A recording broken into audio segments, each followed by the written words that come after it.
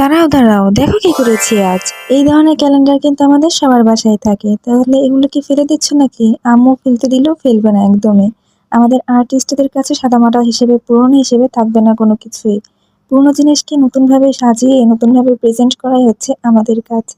তাহলে চলো এইটাকে দিয়ে একটা পেন্টিং করে ফেলি। আমি ভেবেছিলাম যে আমি ক্যানভাস প্যাড কিনে সেটাকে পেন্টিং করে খুব ভালোভাবে কিছু পেন্টিং করব, কিন্তু তখন দেখলাম যে আমার পাশে এই ক্যালেন্ডারটা খুবই দুঃখতর দৃষ্টিতে আমার দিকে তাকিয়েছিল এবং এটা কিছুটা ফেলনা অবস্থায় ছিল। তো এতদিন আমার মাথায় এই আইডিয়াটা আসেনি, তাই আজকে তোমাদের কাছে এটা শেয়ার করলাম। তাহলে ক্যানভাস প্যাড যদি হাতের কাছে না থাকে তাহলে কি আমাদের ছবি আঁকাগুলো বন্ধ থাকবে? অবশ্যই না। এটাকে আমরা অনেক কাজে লাগাতে পারি। তাহলে চলো এটাকে সুন্দরভাবে পেন্টিং করে ফেলি। তো পেন্টিং করার জন্য আমি শুরুতেই এটাতে হোয়াইট কালারের বেস দিয়ে নিয়েছি। যে কোনো কালার করার আগে আমরা যদি হোয়াইট কালার বেস দিয়ে নিই তাহলে কালারটা খুব ভালোভাবে বসে। তো আমি এখানে আজকে কিছুটা সানসেট পেন্টিং করব।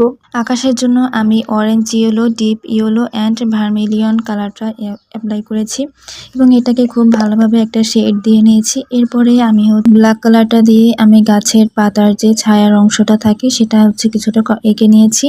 এরপরে গ্রিন কালারের সাথে হালকা একটু ইয়েলো মিক্স করে আমি গ্রিন কালারের একটা শেড ক্রিয়েট করে তারপর যেখানে কিছুটা ফাঁকা ফাঁকা মতো অংশ দেখা যাচ্ছে সেখানে আমি এটা কভার করে নিয়েছি। এরপরে আমি গাছে খুব ভালোভাবে শেপ দিয়ে নিয়েছি এবং তোমরা এটাকে দেখতেই খুব ভালোভাবে বুঝতে পারবে। এরপরে আমি গ্রিন কালারের সাথে আর একটু বেশি ইয়েলো মিক্স করে তারপরে আর একটা শেড ক্রিয়েট করে আমি গাছের পাতাগুলো এঁকে নিয়েছি।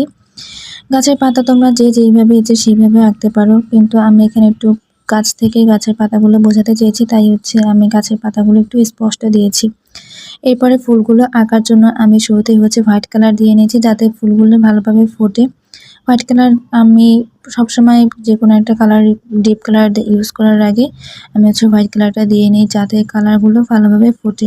এখানে যদি আমি সরাসরি পিঙ্ক কালারটা ইউজ করতাম তাহলে কিন্তু কালারগুলো ঠিকঠাকভাবে ফুটতো না এবং ফুলগুলো উজ্জ্বল দেখাতো না।